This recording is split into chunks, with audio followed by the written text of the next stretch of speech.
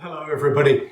We're going to be doing a few sketches, in fact 6 in total, very short, but what we're going to be doing is explaining what's going on and how that applies to our marriage, and hopefully give some advice and some tips on these different areas of communicating between us as married couples. Also be a time for each couple then to discuss it themselves and see how they can improve their personal communication with each other. And finally, we're going to give time for a breakout for each couple to go into a group to share what God's been saying to them or what they've been learning through their couple time. You need to also be aware that there's a certain amount of generalisation that can occur here, because we're talking about us as a couple and the way that we work, but obviously that may not be the same as how you work. And your relationship may be quite different to ours. And it doesn't matter which way round it is. We just need to try and work out what we've got in our relationship and how we're going to deal with any issues that we have there. So just take it on face value for where it is. Please take those points and tips and apply them as they work for you. Thank you.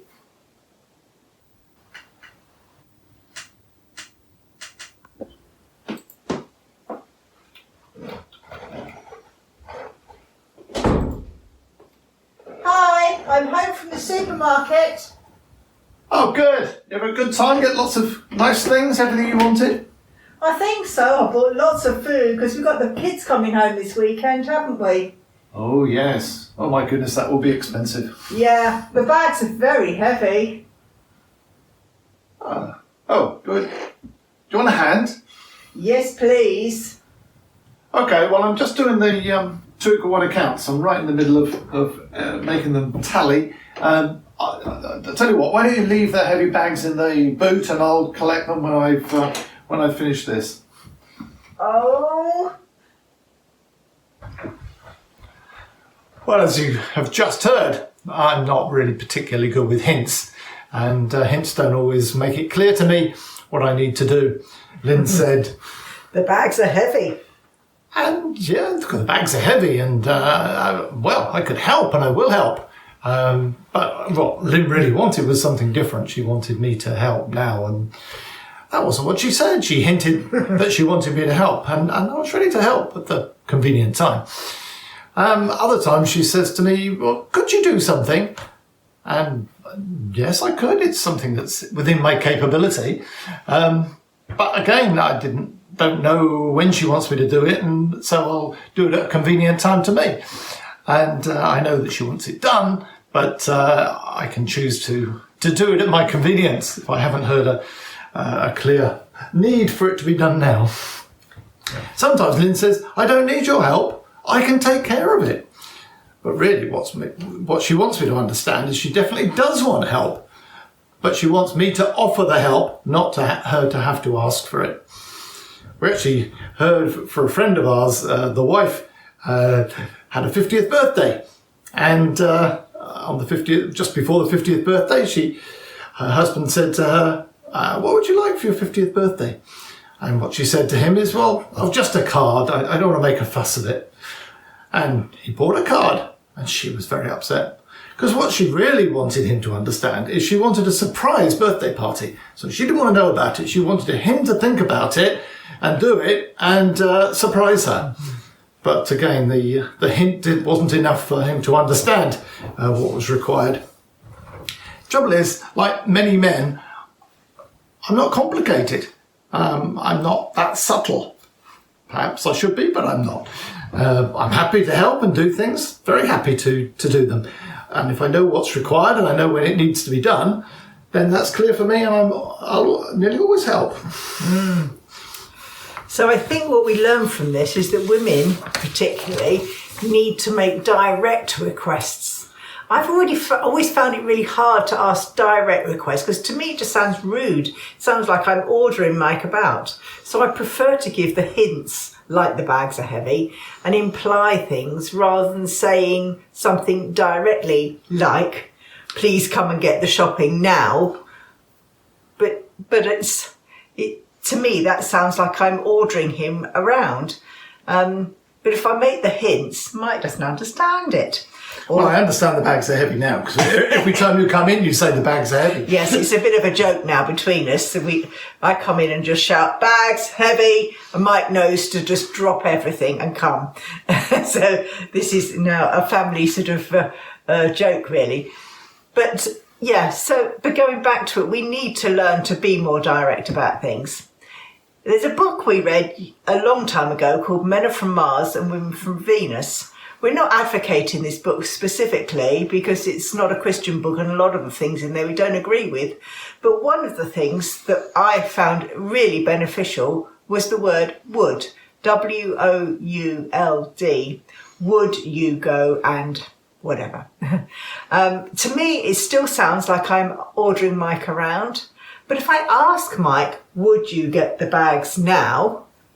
It has a much better effect. And I've also found that he doesn't think it's rude, even though I do. So that's really worked out well for us now. And so I know now that I need to communicate much more clearly and in less words than I used to, so that Mike will understand and will actually respond to that. Simple man, me. Perhaps others of you have this same problem too. Yeah, we came across a fascinating quote, which I think sums this up quite well. So I'm going to read it out to you. Women somehow think that several years of marriage should give their husbands some secret knowledge about their often unspoken desires and dreams. But men are just men. They don't have any secret knowledge. In fact, they don't even know there is any secret knowledge. If men are asked to fix something, most of them will at least give it a shot. But if they are expected to instinctively know what their wives are thinking, they're doomed to failure. Another thing to avoid, because I think all of us dislike it very much, is nagging. And I think the female side of the population tends to do this little more than the male side, but I may be wrong. It always seems that way to me. I don't know. I think you can be quite good at it too if you want to.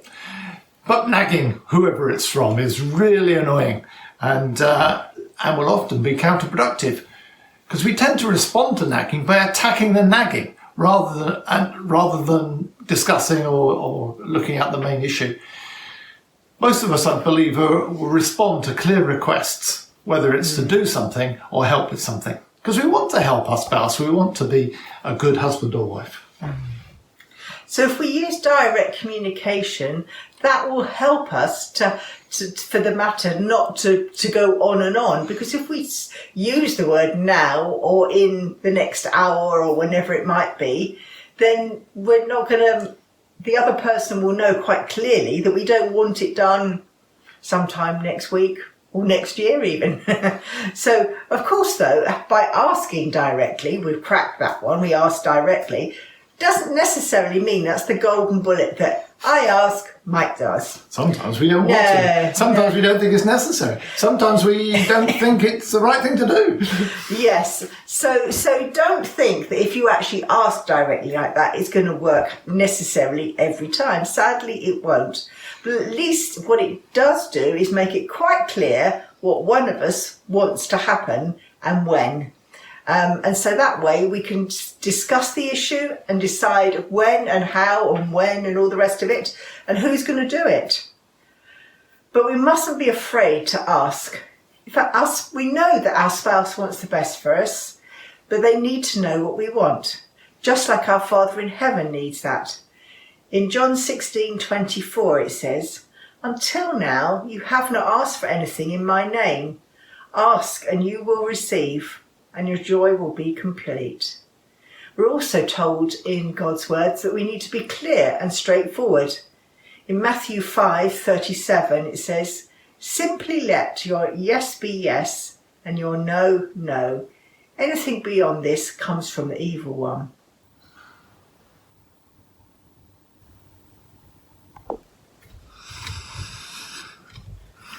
I'm not sure we're going the right way, Mike. Please, can we ask somebody? Or I'm sure we've been here before. It looks familiar to me. No, I know where I'm going. I worked this out. I've worked it out and I know where we're going. Oh, please, can we just ask somebody, or we could use the sat-nav? We don't need a sat-nav. I know where we're going. I know what I'm doing, and we'll get there. Look, Mike, that is a nuclear power station. There must only be one of them in this area, and we're passing it again. Yes, I know we've not come the most direct route. No, we haven't. And but I know what I'm doing now. We are going absolutely the right way now. Look, there's a man over there. Can we ask him? No, we don't need. Don't you trust me? I know what I'm doing.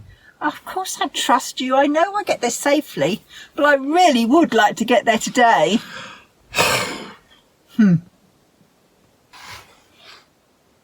as you just heard, I sometimes say things like I'm not lost, or I can manage on my own, especially when I don't really want to ask for help.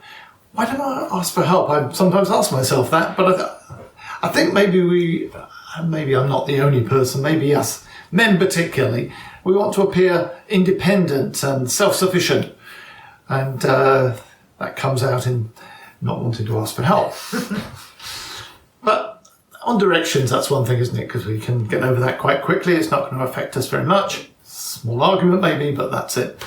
But this could also be applied to serious things. If we are not prepared to ask for help in the small things, when it comes to things like health problems or emotional problems, relationship problems, or say something like a work problem, like potential redundancy or stress at work or whatever, then if we continue to say I'm okay, and we continue to say this when we clearly aren't okay, then what's it doing for our relationship?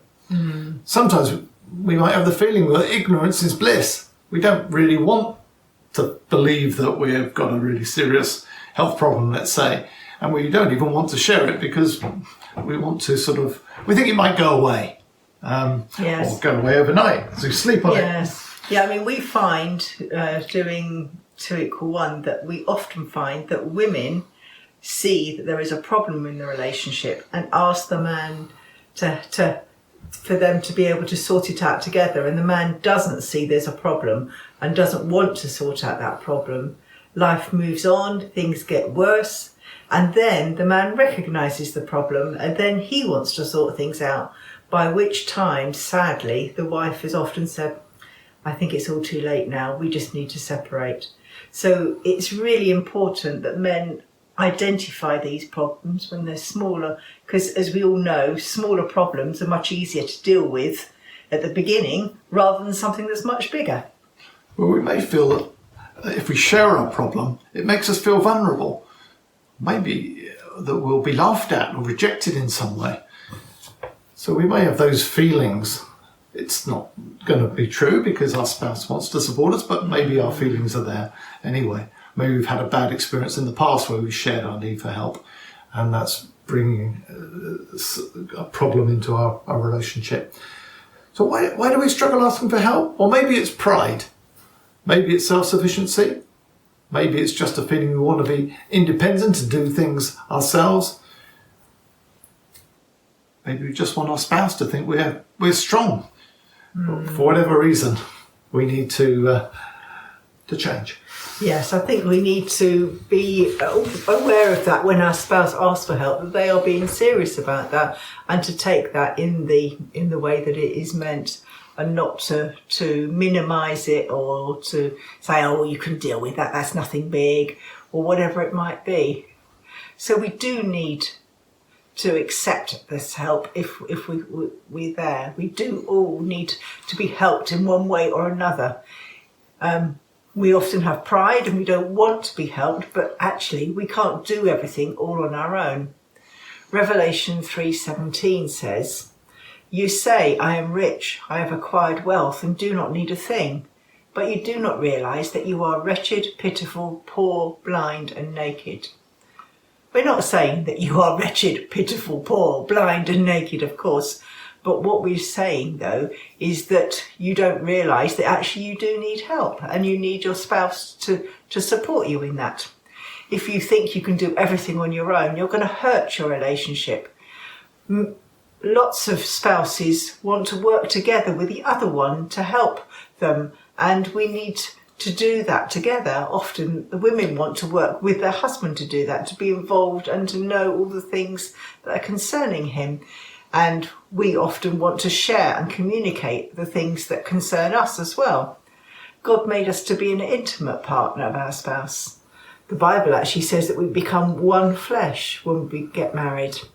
So how can we become one flesh if we don't share those important things in our lives? Our concerns and our worries, as well as our hopes and dreams. And just to talk about us helping each other, in Genesis 2:18 it says, "The Lord God said, 'It is not good for the man to be alone. I will make a helper suitable for him.'" And also in Ecclesiastes 4:9-12 it says, "Two are better than one because they have a good return for their work. If one falls down, his friend can help him up. But pity the man who falls and has no one to help him up. Also, if two lie down together, they'll keep warm. How can one keep warm alone? Though one may be overpowered, two can defend themselves. A cord of 3 strands, man, woman, and God, is not quickly broken." And hiding our need for help can also cause mistrust. If we don't tell the whole truth and we keep things hidden from our spouse, then next time when the situation arises, they're going to be suspicious. They're not going to believe us that we're well or that we're in good shape. We need to be open and honest, and we need to communicate fully in order to develop trust and a clear relationship and a good relationship. Furthermore, we bring important things to the relationship with our different backgrounds, our different personalities, our different perspectives. We often have very different perspectives on things. Usually the opposite. Different angles on problems. Again, we come from a different direction and have different ideas and different thoughts. And by failing to openly acknowledge our needs to our spouse, we're not giving them the opportunity to express their love for us by helping us with those needs. And that can cause resentment. It can cause resistance and distance and feelings that we're not valued by our spouse. Furthermore, the process of helping deepens our relationship.